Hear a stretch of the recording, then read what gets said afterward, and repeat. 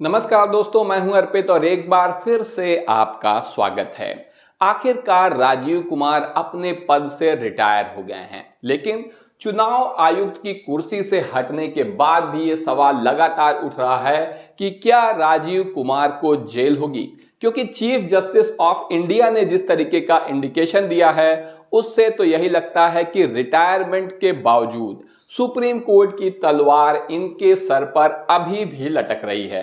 वहीं बहुत से लोगों का यह भी मानना है कि राजीव कुमार मोदी सरकार को फंसाकर भाग खड़े हुए हैं, क्योंकि अब सारी जवाबदेही सरकार की बनती है। ये रिटायर हो गए हैं और इन्होंने कहा भी क्या है इस बारे में ये भी हम आपको इस वीडियो में बताएंगे, लेकिन इनके कारनामे पर भी एक नजर डाल लीजिए। इनके ऊपर कहा जा रहा है कि ये सबूत छिपाने के मामले में फंसे हुए हैं और बहुत सारी कारगुजारियां इनकी हैं। सबसे पहला आप देख सकते हैं, महाराष्ट्र में जब चुनाव हुए थे विधानसभा के, दिसंबर का मामला है, पोलिंग बूथ पर वोटर्स की संख्या 1200 से बढ़ाकर 1500 इन्होंने कर दी थी। सुप्रीम कोर्ट ने इसी मामले में जवाब मांगा है कि क्यों कर दी थी। सुप्रीम कोर्ट ने जवाब मांगा, नोटिस भेजा, 3 हफ्ते का समय दिया कि ऐसा क्यों किया गया, क्योंकि कोई जनगणना तो हुई नहीं है। ऐसे में जो दशकों से चला आ रहा नियम है उसको इस तरीके से क्यों बदला गया। तो आपको बता दें कि 3 हफ्ते तो क्या, अब फरवरी आ गई है, दिसंबर का मामला था, अभी तक कोई जवाब नहीं आया है। पोलिंग बूथ पर वोटरों की संख्या बढ़ाई गई है। सुप्रीम कोर्ट ने चुनाव आयोग से जवाब भी इस मामले में मांगा है और इस मामले को खुद सीजेआई खन्ना ने सुना था, तत्काल इस पर संज्ञान लेते हुए। और अब आप देख सकते हैं कि भारत के इतिहास में ऐसा पहली बार हो रहा है कि चुनाव आयोग सुप्रीम कोर्ट की बात सुनने को तैयार ही नहीं है। सुप्रीम कोर्ट ने 3 हफ्ते का समय दिया, लेकिन आज तक कोई जवाब नहीं आया है। वहीं ऐसे कई मामले हैं। आप देखिए, राहुल गांधी ने भी महाराष्ट्र विधानसभा चुनाव में वोटर लिस्ट में फर्जीवाड़े के मामले में चुनाव आयोग से सवाल पूछे थे। इलेक्शन कमीशन से वोटर्स का डेटा भी मांगा था और हवाबाजी किसे कह सकते हैं। आप देखिए, आयोग ने क्या कहा। आयोग ने कहा तथ्यों के साथ लिखित जवाब देंगे। तो हवाबाजी यही है कि बड़ी बड़ी बातें करना, तथ्यों के साथ लिखित जवाब देने वाले थे, लेकिन भाग निकले।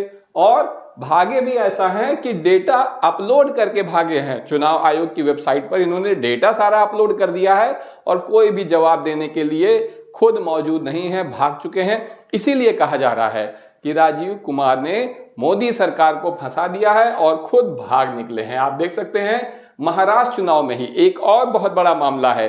किस तरीके से लोकसभा चुनाव में महाराष्ट्र में हार हुई थी भारतीय जनता पार्टी की। महज कुछ महीनों बाद जब विधानसभा चुनाव होता है तो भाजपा ने क्लीन स्वीप कर दिया था। कैसे क्लीन स्वीप किया था? महाराष्ट्र चुनाव में शाम 6 बजे के बाद 76 लाख वोट पड़े। वोटिंग का समय शाम 6 बजे तक होता है। बॉम्बे हाई कोर्ट ने निर्वाचन आयोग को नोटिस भेजा इस मामले में भी कि 6 बजे के बाद ये जो 76 लाख वोट पड़े हैं, जो कि कुल वोट का 12% है, महज 1 घंटे में, वो भी 6 बजे के बाद 12% वोटिंग हो गई। और किन लोगों ने ये वोट डाले इसका कोई डेटा उपलब्ध ही नहीं है। ये सूचना आई है आरटीआई से। क्यों? क्योंकि देखिए, एक नियम है। नियम यह है कि 6 बजे के बाद जो लोग लाइन में लगे रहते हैं उन्हें वोट देने दिया जाता है। नियम है कि एक टोकन उन्हें मिलेगा जिस पर उनके बारे में जानकारियां लिख ली जाएंगी। तो आरटीआई से खुलासा हुआ है कि चुनाव आयोग के पास महाराष्ट्र चुनाव में जारी पूर्व क्रमांकित पर्चियों का कोई रिकॉर्ड नहीं है। आप देख सकते हैं चुनाव आयोग ने क्या जवाब दिया है। आपको सूचित किया जाता है कि आपके द्वारा मांगी गई जानकारी आयोग में उपलब्ध नहीं है।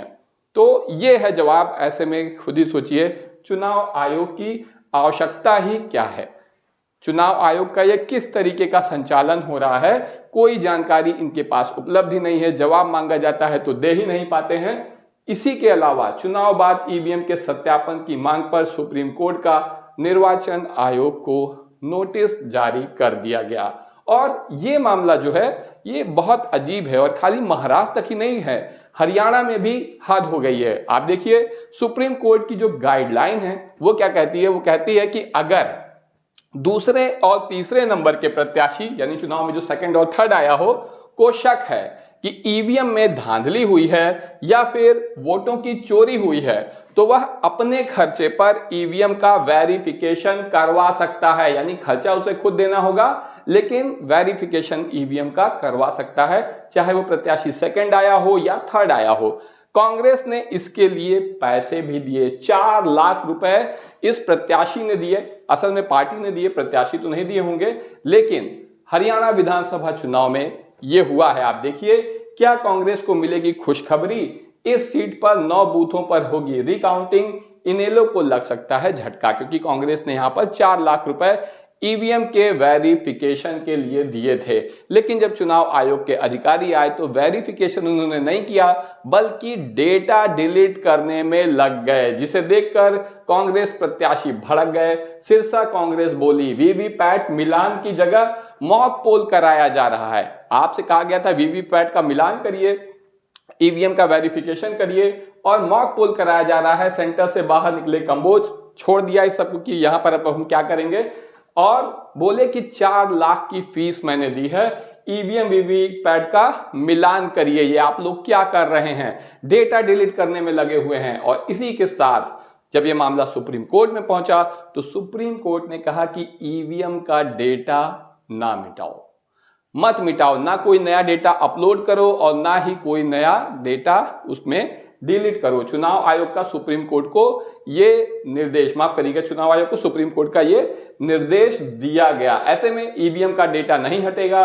चुनाव आयोग को सुप्रीम कोर्ट ने स्पष्ट आदेश दे दिया था, 2 हफ्ते में जवाब भी मांगा था कि ऐसा क्यों किया गया है। लेकिन 2 हफ्ते, 3 महीने, 4 महीने, क्या हो रहा है? आप देख रहे हैं, राजीव कुमार जी निकल लिए हैं और कह क्या रहे हैं? इनकी बड़ी बड़ी बातें हैरान कर देती हैं। राजीव कुमार जी रिटायरमेंट पर क्या कह रहे हैं इसके बाद? खुद की शुद्धि के लिए 6 महीने तक हिमालय पे रहूंगा। जो सुप्रीम कोर्ट इनसे सवाल पूछ रहा है उसका जवाब ये नहीं देंगे। ये 6 महीना हिमालय पे रह के खुद को शुद्ध करेंगे। जैसी कहावत है, पता नहीं कितने चूहे खा के बिल्ली हज को चली, तो उसी तरह अब ये जा रहे हैं हिमालय पर अपनी शुद्धि करने के लिए। सीईसी रहे राजीव कुमार ने ऐसा कहा है। अगर आपने कुछ गलत नहीं किया है तो आपको अपनी शुद्धि करने की जरूरत ही क्या है? इस तरह से स्पष्ट है कि राजीव कुमार अब भाग गए हैं और इनके ऊपर कोर्ट की अवमानना का नोटिस भी, माफ करिएगा, कोर्ट की अवमानना का नोटिस भी जारी होना चाहिए। क्यों जारी होना चाहिए? क्योंकि ये अपने से शुद्धि उद्धि वाली बात एकदम बकवास है। जिसे नतीजे पसंद नहीं है वो ईसीआई को बलि का बकरा बना देता है, ऐसा राजीव कुमार जी का कहना है। विदाई से पहले ये विक्टिम कार्ड भी खेलने लगे। लेकिन इन सब बातों में आपको झलक दिखेगी पूर्व chief justice of India Chandrachud की, जिन्होंने कहा था कि जो लोग मुझे ट्रोल करते थे वो बेरोजगार हो जाएंगे। अपने विदाई समारोह में इन्होंने ऐसा बोला था। इन्हें भी चिंता थी कि इतिहास मुझे किस तरीके से याद करेगा, और अब राजीव कुमार भी यही सोच रहे हैं कि इतिहास उन्हें किस तरीके से याद करेगा। लेकिन सच्चाई यह है कि सुप्रीम कोर्ट राजीव कुमार के ऊपर एक्शन ले सकता है। और आपका इस बारे में क्या कहना है? आपका क्या मानना है? राजीव कुमार पर कार्रवाई होनी चाहिए या उन्हें हिमालय पर शुद्धि करने के लिए छोड़ दिया जाना चाहिए? अभी के लिए बस इतना ही। वीडियो को लाइक करिए, चैनल को सब्सक्राइब करिए और अपने दोस्तों के साथ शेयर करना मत भूलिए। अभी के लिए बस इतना ही। धन्यवाद।